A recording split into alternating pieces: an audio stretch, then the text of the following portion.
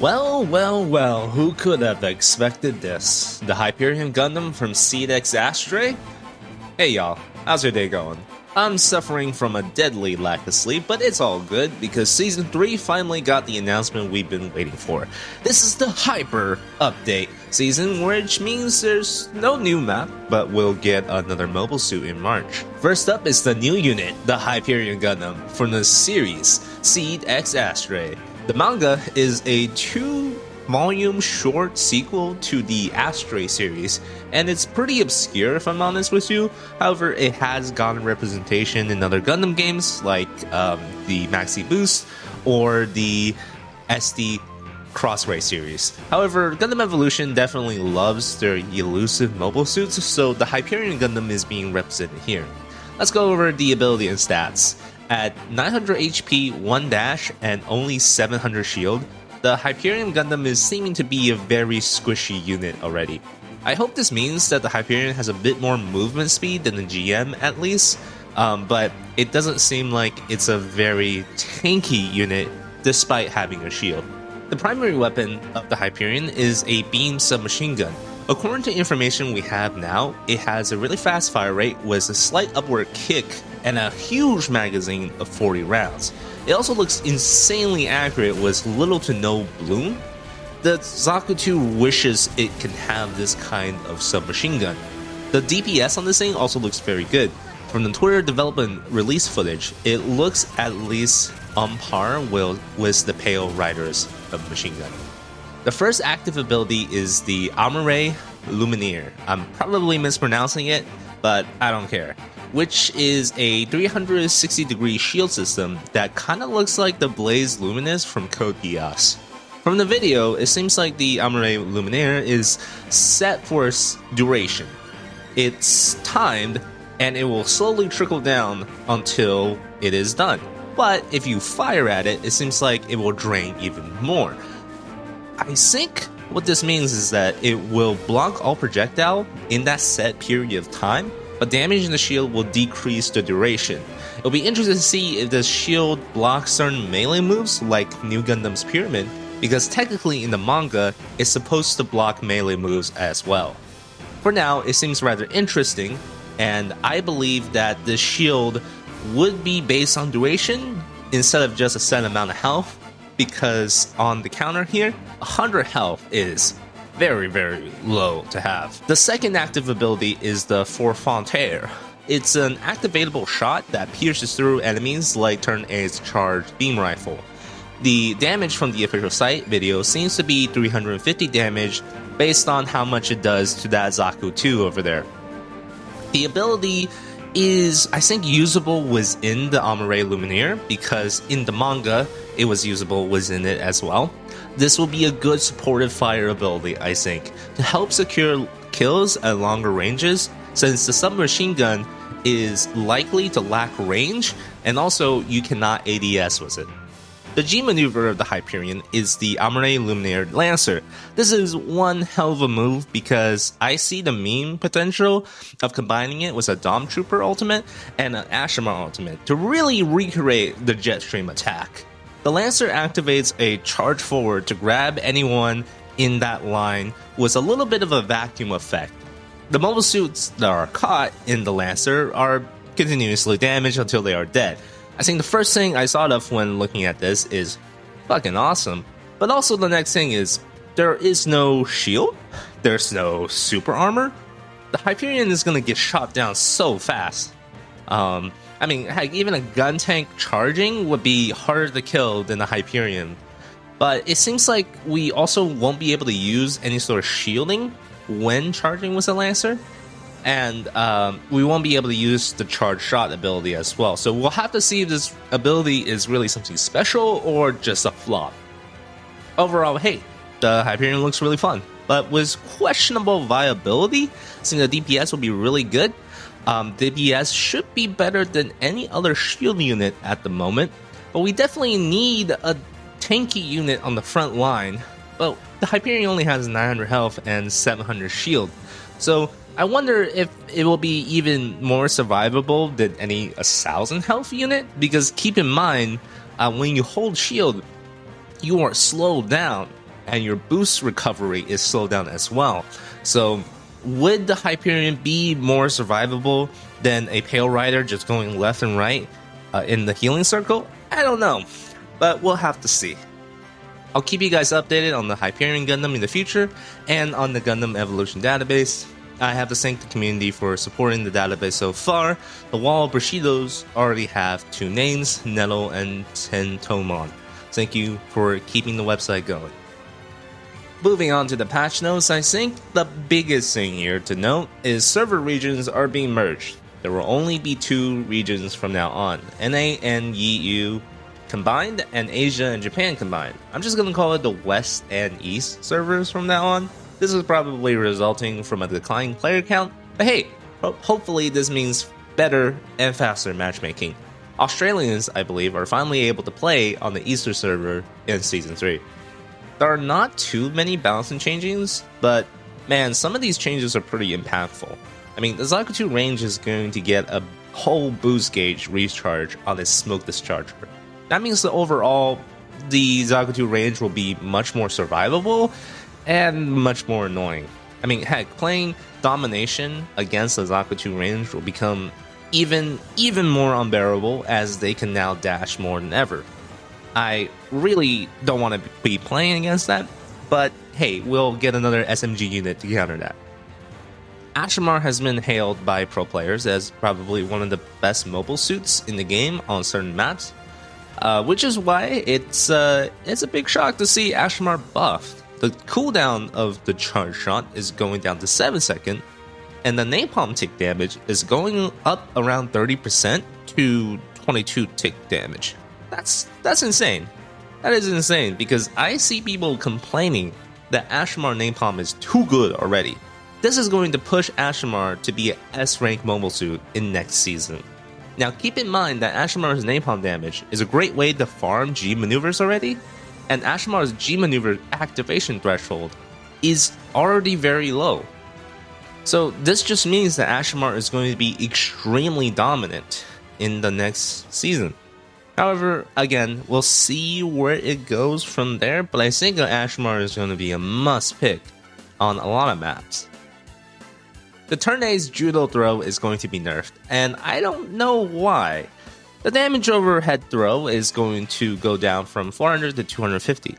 This doesn't make me a happy camper, because they seem to be nerfing the turn A every patch, and they're only hitting the judo throw for some reason. It just seems like the turn A butterfly is really good, too good in some scenarios, and I think that is like the main problem with turn A. But hitting the judo throw also means versus melee and versus suits that will get right up to turn A and out DPS it, it's going to be a little bit harder for turn A to deal with those. And I don't think that means the butterfly can't be farmed, but it just means that turn A will be much more vulnerable at CQC range. And that might be a good change because turn A has really good long range because its weapon suffers no fall off, and it has really good short range because of the judo throw. But I think in this case, the close range is finally getting nerfed a lot, which makes getting up close to the turn A lot safer in the long run. Hey, GM's getting some pretty big buffs. The health is being increased from 800 to 900, which is really good. And the shield bash ability is being modified to have more knockback. So this is more consistent as well because they're extending the ability duration to give you all of those super armor frames.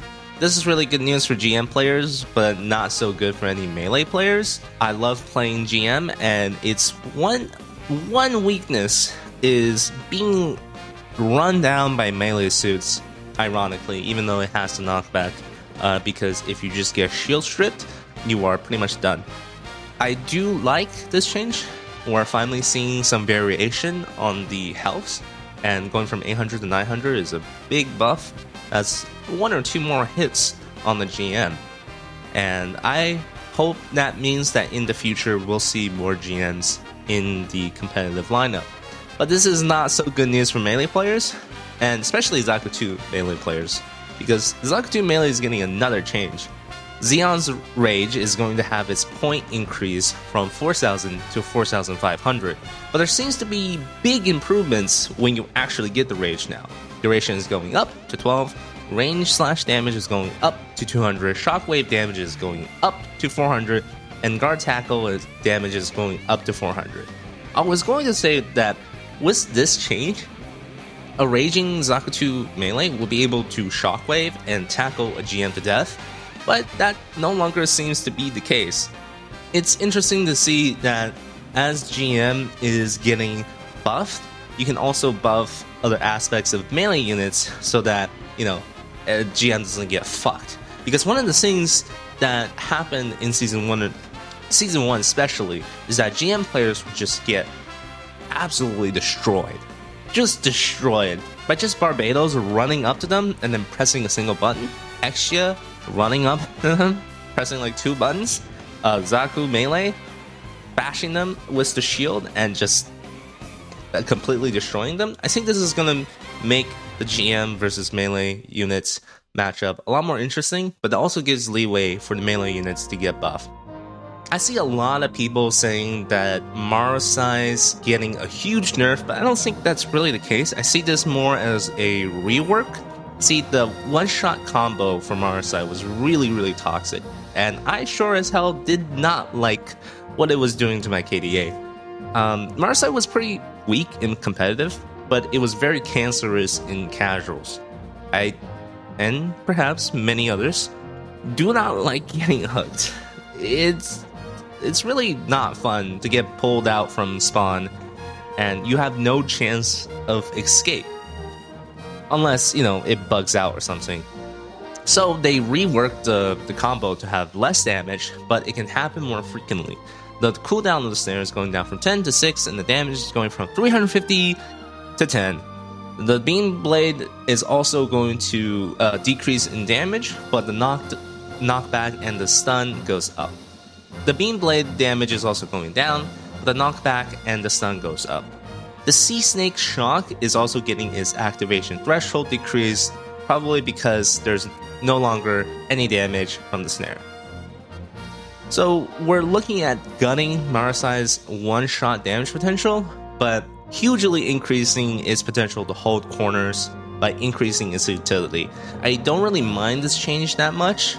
The 6-second pull is going to be very dangerous still, but it's no longer going to be a one-shot, and you're going to have to coordinate with your team. And I think that's what they're really changing with a lot of these abilities. They're changing your ability to one-shot people with a single ability, like the turn 8 throw. The turn 8 throw, usually when you land it, you hit someone with a headshot and they are completely dead. The Marasai, when you hook someone, you follow up with a bayonet stab and they're completely dead. I think they are really trying to destroy the one-shot combo thing and play into the mobility of the game. I don't really mind this Marasai change, but keep in mind, there's going to be another shield unit coming out. Marasai's hook does not go through shields. The Hyperion Gundam is going to be a good counter for the Marasai, even more than the GM, I think. And Marasai is probably going to go down in the ranking, for sure. Mahiru is getting some detection range on this grenade's back. Mahiru is still not great, and I will still consider people to be throwing if you play this in any of my games. But hey, not bad.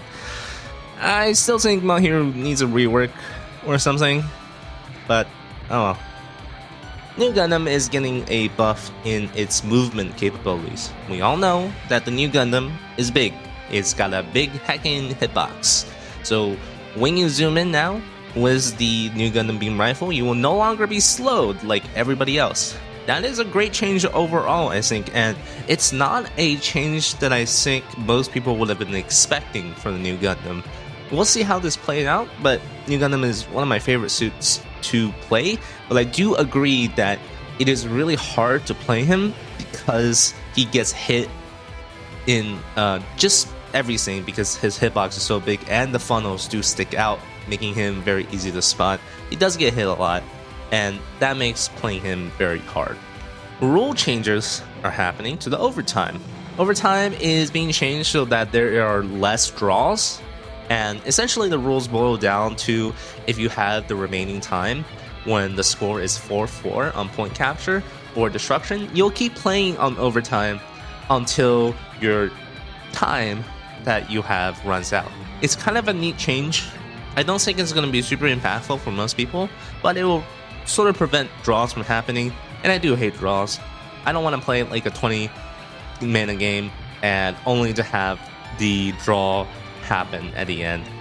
That's just really frustrating, especially when you have a lot of time remaining, like if you played better in the first and second rounds before the overtime. So this is a good change, I think. Right, Season 3 is looking good.